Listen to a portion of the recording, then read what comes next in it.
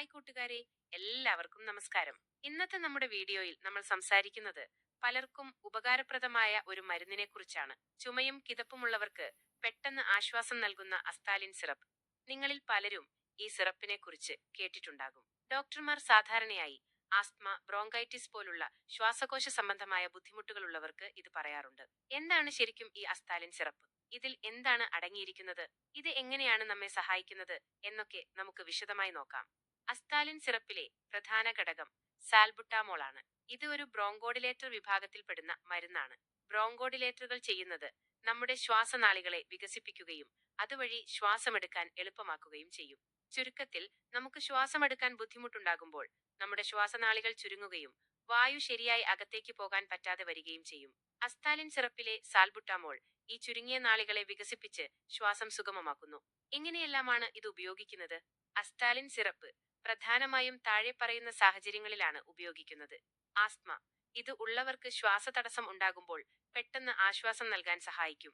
Bronchitis, ഇത് കാരണം ശ്വാസനാളികളിൽ വീക്കമുണ്ടാകുമ്പോഴും ശ്വാസമെടുക്കാൻ ബുദ്ധിമുട്ടുണ്ടാവാം. അങ്ങനെയുള്ള സാഹചര്യങ്ങളിലും ഇത് ഉപയോഗിക്കാം. ശ്വാസകോശ സംബന്ധമായ മറ്റ് ബുദ്ധിമുട്ടുകൾ, മറ്റ് ചില ശ്വാസകോശ രോഗങ്ങൾ കാരണമുണ്ടാകുന്ന ശ്വാസതടസ്സങ്ങൾക്കും ഇത് ഡോക്ടർമാർ പറയാറുണ്ട്.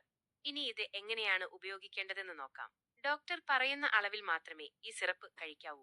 കുട്ടികൾക്കും മുതിർന്നവർക്കും ഡോസേജ് വ്യത്യാസമുണ്ടാകാം. ഡോക്ടർ നിങ്ങളുടെ പ്രായം, ശരീരഭാരം, രോഗത്തിന്റെ തീവ്രത എന്നിവ അനുസരിച്ചായിരിക്കും ഡോസേജ് തീരുമാനിക്കുന്നത്.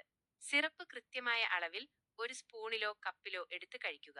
ഡോക്ടർ പറഞ്ഞ സമയത്ത് തന്നെ കഴിക്കാൻ ശ്രമിക്കുക. ഡോക്ടറുടെ നിർദ്ദേശമില്ലാതെ ഡോസേജ് കൂട്ടുകയോ കുറയ്ക്കുകയോ ചെയ്യരുത്. ശ്രദ്ധിക്കേണ്ട പ്രധാന കാര്യങ്ങൾ. അസ്താലിൻ സിറപ്പ് ഉപയോഗിക്കുമ്പോൾ ചില പ്രധാന കാര്യങ്ങൾ ശ്രദ്ധിക്കണം. ഡോക്ടറുടെ നിർദ്ദേശമില്ലാതെ ഈ മരുന്ന് ഒരിക്കലും ഉപയോഗിക്കരുത്. അലർജി, സാൽബുട്ടാമോളിനോ മറ്റ് ഏതെങ്കിലും ഘടകങ്ങളോട് അലർജി ഉണ്ടെങ്കിൽ ഡോക്ടറോട് പറയുക.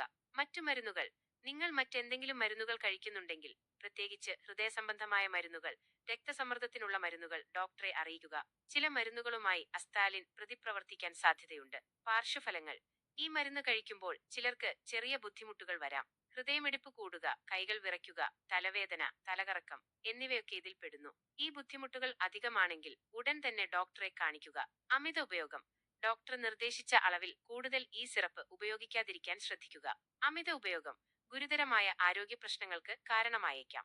ഗർഭിണികളും മുലയൂട്ടുന്ന അമ്മമാരും ഡോക്ടറുടെ നിർദ്ദേശപ്രകാരം മാത്രമേ ഈ മരുന്ന് ഉപയോഗിക്കാവൂ. എത്രത്തോളം വേഗത്തിൽ ഇത് പ്രവർത്തിക്കും? അസ്താലിൻ സിറപ്പ് കഴിച്ചാൽ സാധാരണയായി 5 മുതൽ 15 മിനിറ്റിനുള്ളിൽ തന്നെ ശ്വാസതടസ്സത്തിന് ആശ്വാസം ലഭിക്കാൻ തുടങ്ങും. ഇതിന്റെ പ്രഭാവം ഏകദേശം 4 മുതൽ 6 മണിക്കൂർ വരെ നീണ്ടു നിൽക്കും. ഇത് പെട്ടെന്നുള്ള ആവശ്യങ്ങൾക്ക് ഉപയോഗിക്കുന്ന ഒരു മരുന്നാണ്. സ്ഥിരമായി ശ്വാസതടസ്സമുള്ളവർക്ക് ഡോക്ടർമാർ മറ്റു മരുന്നുകളും പറയാറുണ്ട്. അവസാനമായി ഒരു കാര്യം കൂടി ഓർമ്മിപ്പിക്കുന്നു. അസ്താലിൻ സിറപ്പ് ശ്വാസകോശ സംബന്ധമായ ബുദ്ധിമുട്ടുകൾക്ക് താൽക്കാലിക ആശ്വാസം നൽകുന്ന ഒരു പ്രധാന മരുന്നാണ്. എന്നാൽ ഇത് ഒരു ചികിത്സയല്ല. നിങ്ങളുടെ രോഗത്തെ പൂർണ്ണമായി സുഖപ്പെടുത്താൻ ഡോക്ടർ പറയുന്ന മറ്റു മരുന്നുകളും ചികിത്സാരീതികളും നിങ്ങൾ പിന്തുടരേണ്ടതുണ്ട്. നിങ്ങൾക്ക് ശ്വാസതടസ്സമോ മറ്റ് ശ്വാസകോശ സംബന്ധമായ ബുദ്ധിമുട്ടുകളോ ഉണ്ടെങ്കിൽ ഉടൻ തന്നെ ഒരു ഡോക്ടറെ കാണുകയും അവരുടെ നിർദ്ദേശാനുസരണം മാത്രം മരുന്നുകൾ ഉപയോഗിക്കുകയും ചെയ്യുക. ഈ വീഡിയോ നിങ്ങൾക്ക് ഉപകാരപ്രദമായി എന്ന് കരുതുന്നു. ഇഷ്ടപ്പെട്ടെങ്കിൽ ലൈക്ക് ചെയ്യാനും ഷെയർ ചെയ്യാനും മറക്കരുത്. നിങ്ങളുടെ അഭിപ്രായങ്ങളും സംശയങ്ങളും കമന്റ് ബോക്സിൽ അറിയിക്കാവുന്നതാണ്. അടുത്ത ഒരു നല്ല വീഡിയോയുമായി വീണ്ടും കാണാം.